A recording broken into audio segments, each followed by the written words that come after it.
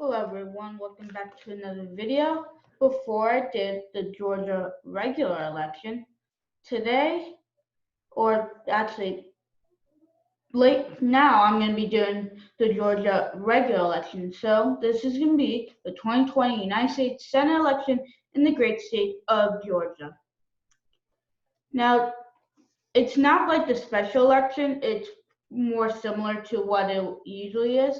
In 2020 United States Georgia special election will be held November 3rd, 2020 to elect a member to United States Senate to represent the state of Georgia, concurrently with the 2020 United States presidential election, as well as all other elections to the United States, elections of the United States House of Representatives, and various state and local elections. The primaries will be held on June 9, 2020, which is this Tuesday, with a potential runoff set for August 11th.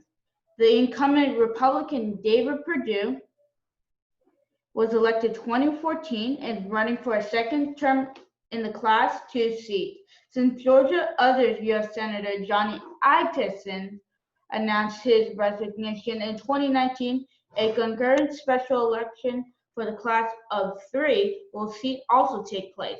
If no candidate receives a majority of the vote in the regular or special, the top 2 finishers will advance to a runoff election, which will be held on January 5th, 2020. Now, in this election, I do not think it's going to go to a runoff. So I guess let's see what else we have. So we already know David Perdue is going to be the winner. The Republican primary, because that's the only one. The Democrat primary, we got a couple. We got Sarah Rings Amico, Jon Ossoff, Teresa Tomlinson, and other. Personally, I think Jon Ossoff will become the Democrat nominee. So on Tuesday, we will get the final results of it, but I do believe Jon Ossoff will go against David Perdue. And to have polling, this is what we have against Teresa Tomlinson, 58 to 24.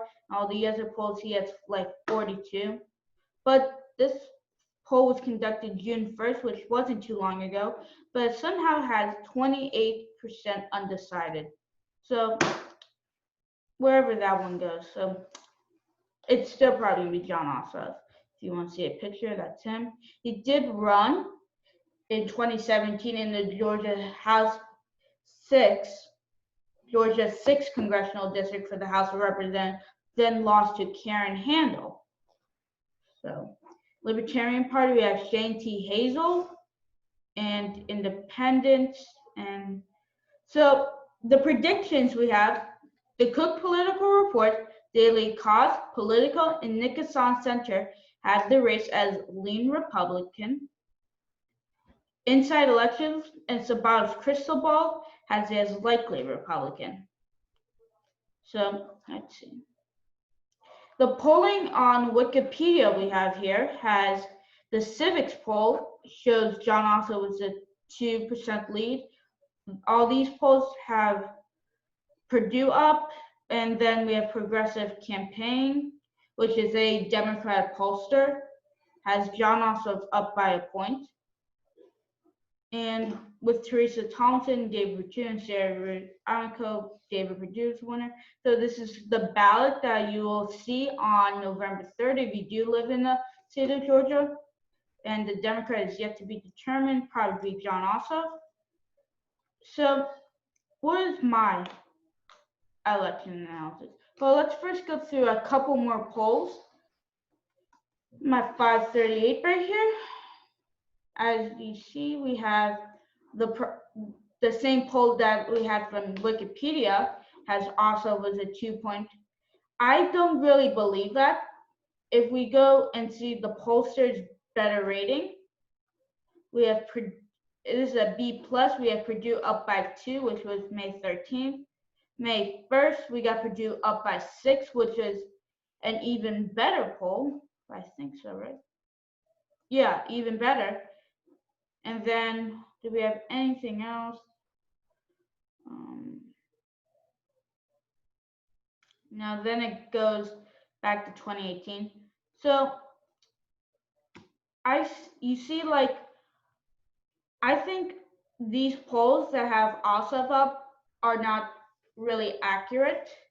We could break them down and see who's gonna be the party composition. But these polls that have Ossoff up has registered voters. They're not likely, but if we look at the polls where it has likely voters, it has Purdue up by 5, which puts it into a likely characterization on my part. So, but first I want to go through some past election results. If we look at the 2014 election results, there's no map, but if we can look at the main counties, what we have, Cobb. Well, here's Cobb County, which is one of the swing counties. Some reason these results won't load at all, but I guess it would be interesting to see what Cobb would be. And then there's one other county, Gwinnett County. So it won't show us the result, but if we go through the total results, it has David Perdue winning 53% of the vote to none, 45.1%, and the Libertarian won 2%, basically. So David Perdue won this election pretty well, around like 8 points, 8 points. If we go back to 2016, this is the presidential election. As you see, Trump did not win the 2 counties I was talking about. We had Gwinnett, where Hillary Clinton won by 6 points, and we have Cobb, where Hillary Clinton won by 2 points, not even. But I forgot to bring up let me bring up the Senate. If we look at the Senate election in 2014 was Johnny Isakson. We look at the results.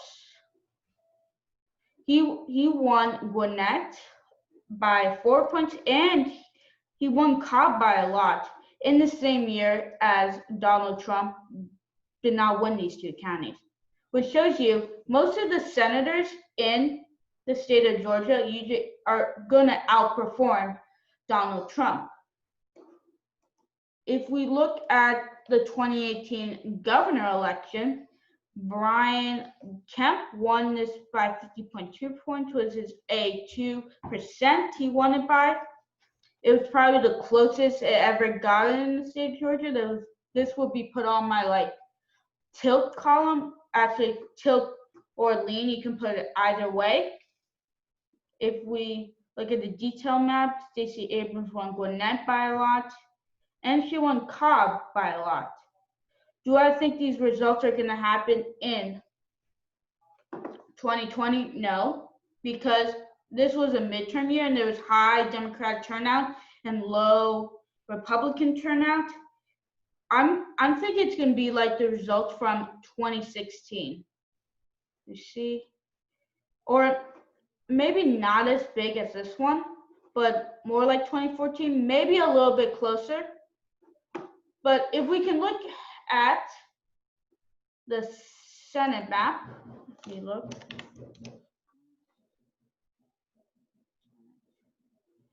and let's look at the current United States Senate. We got 53 Republicans, 45 Democrats. Let's play it out. So Democrats are probably going to get Colorado and Arizona, while Republicans get Alabama.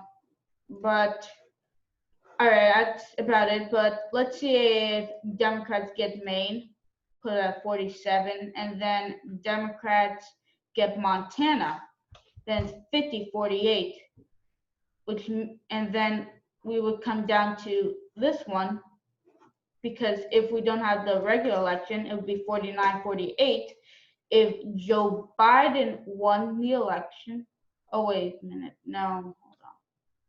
If Joe Biden won the election, it's 50-49 right now, actually, because Democrats have the 2 independents that caucus with them. so 50-49 right now. It shows you how big this election could be. If Joe Biden wins the presidency, it won't be that much, but if Donald Trump won it, it will determine the United States Senate. But probably not yet, because the special election is probably going to go into a runoff. But from it, my personal conclusions are I rank this as a likely Republican, not lean. I think David Perdue is going to win around 7 points, more like the 2014 margin.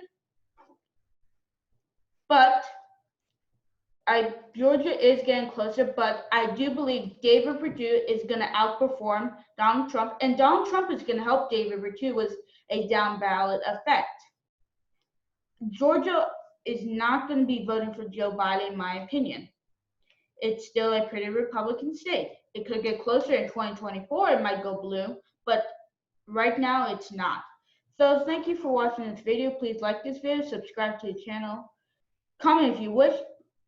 If you have any suggestions, comment them, and I hope to see you all guys again in the future.